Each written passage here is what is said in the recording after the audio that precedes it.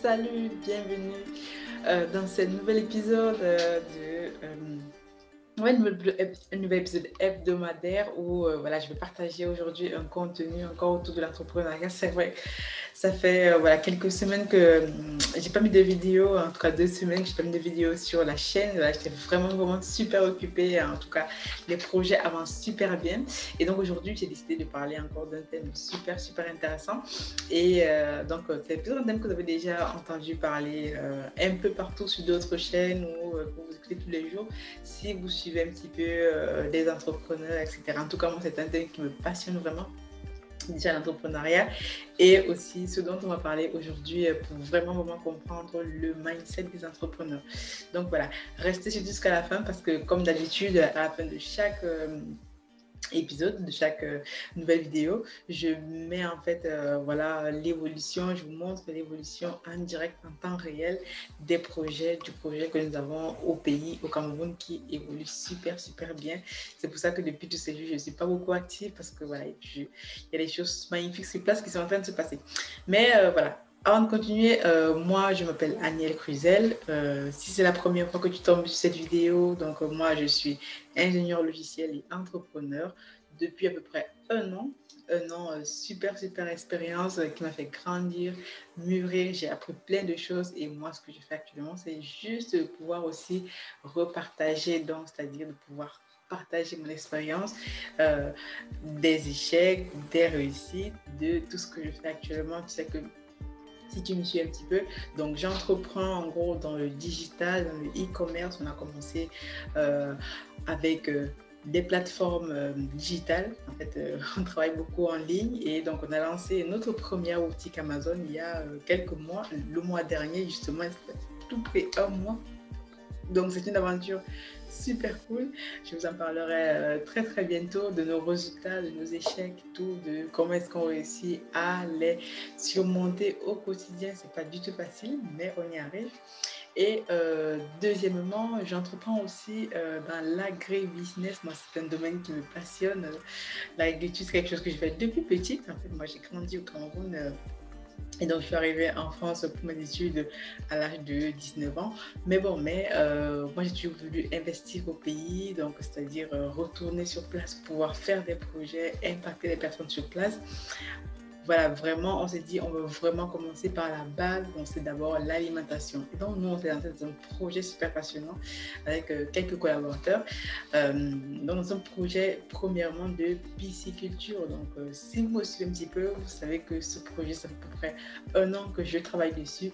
Et au fur et à mesure, je vous mets les mises à jour, des updates de comment ça évolue pour vous montrer que c'est facile aussi de pouvoir piloter un projet depuis l'étranger, depuis là où vous êtes actuellement. Donc restez jusqu'à la fin, ça sera super intéressant, vous allez voir plein d'évolutions de ce qu'on est en train de faire sur place et c'est un plaisir de pouvoir y partager aussi.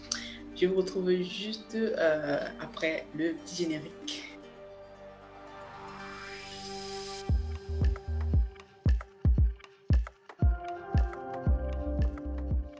Donc, je disais tout à l'heure, on va parler d'un super sujet intéressant. Donc là, je vous ai partagé mon écran, vous allez voir un petit diagramme, un petit cadran, le cadran du cash flow. Je ne sais pas si vous avez déjà vu ce schéma quelque part ou si vous connaissez ce que ça signifie. Si c'est la première fois que vous tombez sur ce schéma, dites-vous que voilà, vous allez apprendre peut-être quelque chose aujourd'hui. Si c'est, vous avez déjà familier avec ce schéma-là, c'est aussi bien. Je vais juste vous partager moi ce que j'en pense, mon expérience et comment est-ce que moi je me positionne face à ce schéma-ci, ce cadre. Vous-même posez-vous la question, comment est-ce que vous vous positionnez par rapport à ce cadre. Le cadre du cash flow, c'est un livre super intéressant écrit par monsieur Robert Kiyosaki. Si vous ne connaissez pas ce monsieur-là, il a écrit Père riche, Père pauvre et d'autres livres. Mais moi, j'ai déjà commencé à lire ces livres, dont les deux premiers, Cadran du cash flow et Père riche, Père pauvre, et vraiment pour comprendre comment, en fait, comme il dit, sortir de la foire d'un point, c'est-à-dire tout simplement comprendre la différence entre les riches et les pauvres. Les riches et les pauvres, voilà. Mais il faut vraiment comprendre que c'est au niveau du mindset, parce qu'on peut être riche avec beaucoup d'argent et être pauvre, en fait. dans sa tête, ça dit que c'est pas le nombre de sous que vous allez gagner qui va déterminer en fait si vous êtes riche ou c'est pauvre. Si vous ne savez pas gérer votre argent, on peut vous donner autant de sous que vous voulez, vous allez toujours les perdre. Donc c'est pour ça que moi je me suis vraiment intéressée à ce cadran-là. Donc commençons déjà par la gauche. Le cadran, à la gauche, qu'est-ce qu'on a? On a des employés et on a ce qu'on appelle des self-employed, des personnes qui ont leur propre business, où là vous retrouvez par exemple des chirurgiens, des dentistes, des personnes qui ouvrent leur propre boutique. Donc les employés, donc c'est des personnes comme vous et moi par exemple qui sont employés et qui travaillent, qui ont un patron, qui ont un salaire à la fin du mois. Il faut savoir que 95% donc, des personnes autour de nous se trouvent dans ce cadran-là. Donc, demandez-vous déjà où est-ce que vous vous trouvez quand vous voyez ce cadran-là. Et si ça vous intéresse, comment est-ce que vous pouvez basculer d'un cadran du cadran gauche au cadran droit. Donc, à droite, vous allez voir, on a ce qu'on appelle les business owners. Donc, ce sont les gens qui ont créé des systèmes. Là, vous voyez, c'est des personnes qui savent en fait générer des revenus donc en créant des systèmes. Donc, par exemple, vous allez avoir les personnes qui ont créé Facebook, Amazon. Tout ça sont des systèmes. Ce qui fait que même si l'entrepreneur qui a créé ce système n'est pas là, il continue à générer des revenus. Donc, en gros, des revenus passifs. Et donc ensuite, on a des investisseurs. Donc généralement, les personnes qui créent des systèmes comme ça sont aussi des investisseurs qui vont investir dans des startups, qui vont investir dans plein d'autres projets, dans l'immobilier, etc. Et donc là, vous faites travailler l'argent. Donc l'argent va travailler pour vous. Donc il faut juste comprendre les différences entre mettre l'argent à son service et être au service de l'argent. En gros, il n'y a que 5% des personnes aujourd'hui qui nous entourent qui font partie de ce cadre-là. Vous imaginez donc autour de vous, vous êtes...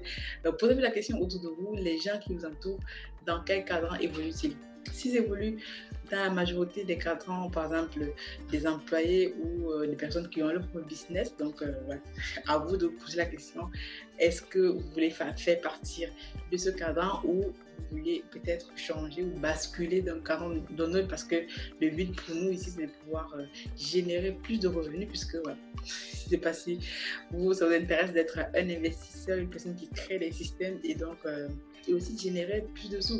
Vous allez me dire générer plus de sous, pourquoi, qu'est-ce que je vais en faire? Mais dites-vous tout simplement que si vous arrivez à générer plus de sous, il y a la majorité des problèmes que les gens ont actuellement, c'est toujours une question de sous. Soit vous ne pouvez pas vivre la vie que vous voulez, payer ce que vous voulez, donc il y a toujours une histoire d'argent. On est dans une société capitaliste et donc c'est tout à fait normal de rechercher, en fait, de chercher, de trouver les voies et moyens pour pouvoir générer plus de revenus. En tout cas, moi, c'est ce que je fais parce que je me suis dit, avec tous les projets que j'ai, avec toutes les personnes que je veux aider, avec tous les trucs, je ne peux pas le faire, même si je voulais juste avec mon petit salaire. En fait, c'est pas possible parce que voilà, il y a toujours autant de personnes à le faire. Mais si je réussis à créer un système, je réussis à impacter d'autres personnes à travers des business. Et donc là, c'est la meilleure façon de pouvoir les aider parce qu'en gros, je les apprends à pêcher au lieu juste de leur donner du poisson. Si on parle comme ça, moi, maintenant, la pisciculture ou l'analogie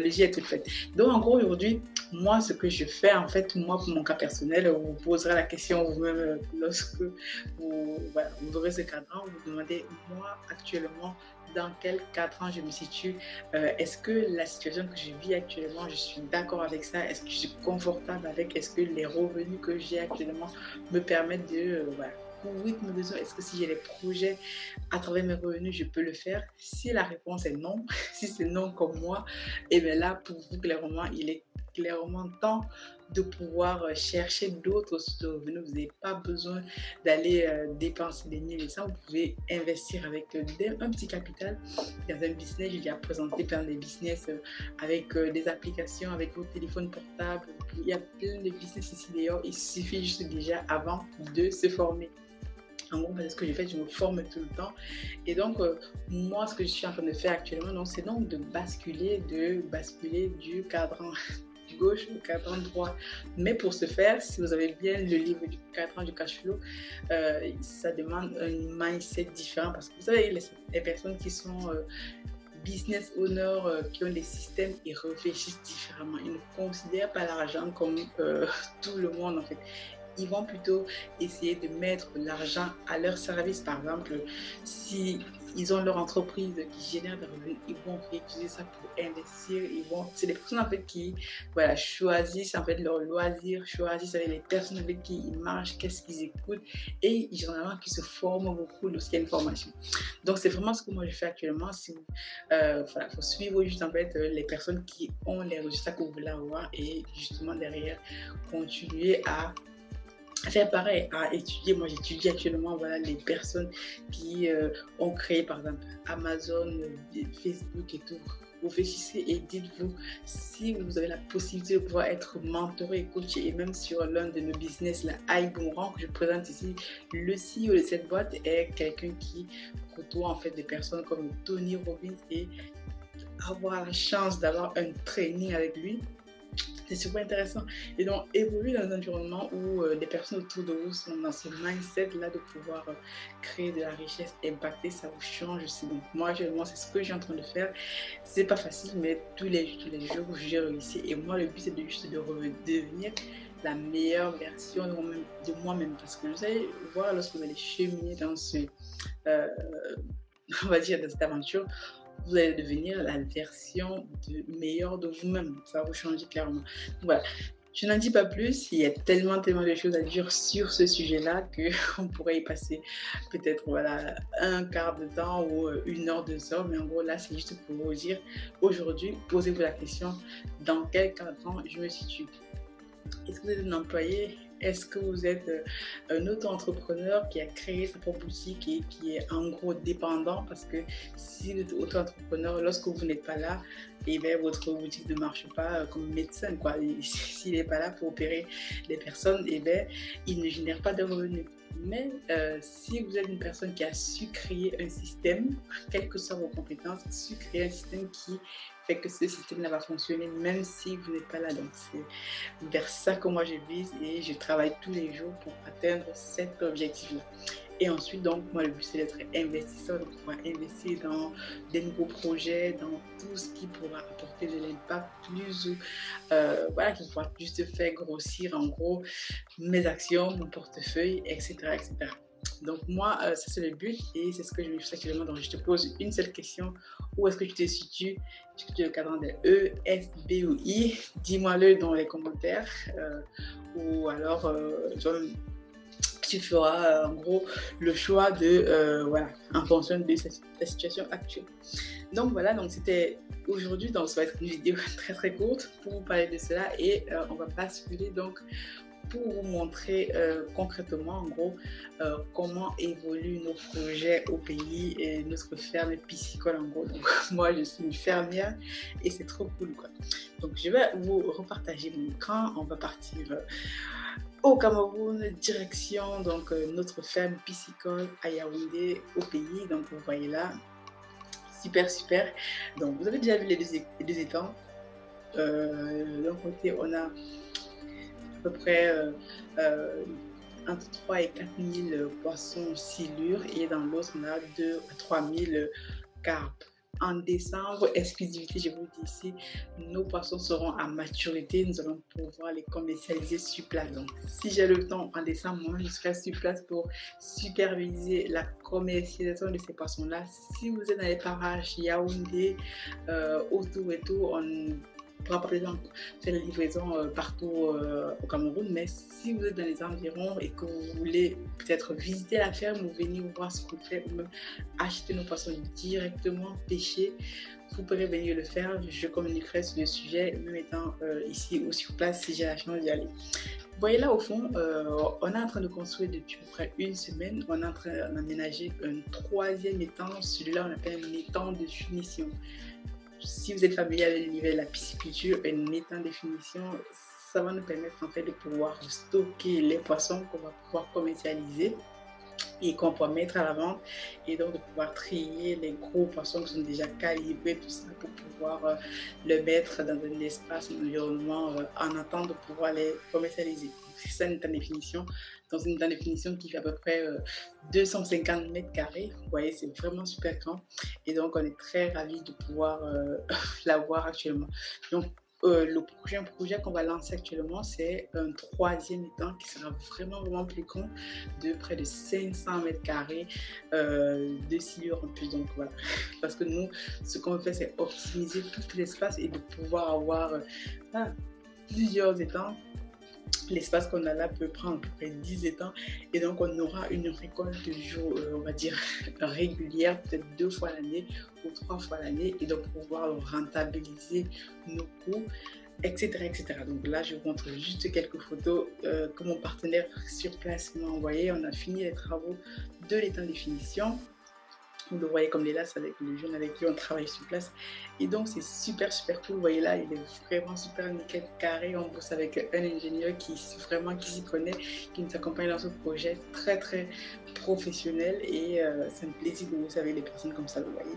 L'étang de finition, donc là, on attend que l'eau arrive un petit peu à niveau. Et ensuite, on pourra mettre les tuyaux de sortie pour pouvoir continuer à alimenter cet étang-là. Donc, on va passer sur une vidéo maintenant pour vous montrer live à quoi ça ressemble. Donc, je vais aller rapidement sur des vidéos juste pour vous montrer. Donc là, vous voyez, c'est en fait le site en lui-même. Donc là, mon collègue a juste filmé les différents bassins. C'est vraiment, vraiment super grand. Donc là, on peut se balader autour. Mais c'est très intéressant. Nous, le projet même qu'on a actuellement, moi, la vision que j'ai du projet, c'est de pouvoir faire une sorte de ferme, voilà, une ferme bio, que les personnes puissent venir sur place, dans vraiment la nature, parce que là, vous voyez, on est vraiment en pleine nature et les personnes vont venir sur place pour pouvoir venir séjourner à la ferme, voir comment on travaille et au fur et à mesure, on va développer d'autres points, le poulet plus tard.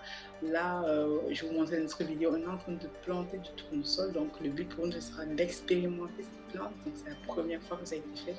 Je vous en parlais tout à l'heure, mais voilà, regardons déjà un petit peu le site. Donc, je fais visiter le site par voie interposée. De la nôtre étang de finition juste là à la fin qui est, voilà, vous voyez, il y a des souches de raffia qu'il faut enlever. C'est vraiment un travail titanesque et les gars, ils ont vraiment super bossé. Je suis trop contente. Vous voyez tout ça, on a du raffia et donc c'est super intéressant, quoi. Donc là, ce sont les étangs qui sont déjà en place. Et vous voyez le tuyau de sortie pour pouvoir prendre de l'eau de l'autre étang pour pouvoir alimenter l'étang de finition. Je passe un peu vite juste pour vous montrer. Donc voilà. Encore le site, nous on veut vraiment que ce soit joli, qu'on va travailler aussi sur l'esthétique. Ce que moi je veux, on va peut-être planter voilà, quelques arbres autour et tout pour pouvoir vraiment rendre un endroit super super joli que même lorsque vous voyez cet endroit, ça vous donne envie de pouvoir venir le visiter, quoi. Mais bon, le travail continue au fur et à mesure, mais déjà là, en décembre, ce sera trop cool. On aura notre première école et ça va être une aventure formidable. Donc, dernière vidéo, je parlais tout à l'heure de tournesol. Donc, tournesol, on s'est lancé dans la culture du tournesol. Si vous savez, tournesol est une culture qui pousse ici en Occident, avec quoi on peut faire de l'huile, des margarines, tout ça. Donc, un de nos partenaires avec qui on travaille sur le projet nous a proposé, voilà, de tester cette plante sur place. Donc là, on est parti sur 250 mètres de culture de tournesol. Super, super intéressant. Vous voyez là, donc ça a commencé à pousser. C'est après 2-3 semaines qu'on a mis en terre. Et c'est super intéressant, quoi. J'ai hâte de voir tout ça pousser avec des fleurs et tout. Et nous, ce qu'on va faire, on va pouvoir extraire donc les graines de tournesol, extraire de l'huile. Bon, en gros, c'est un test qu'on est en train de faire, un test grandeur nature. Et au fond, là-bas, vous voyez, on a à peu près 800 mètres carrés de maïs.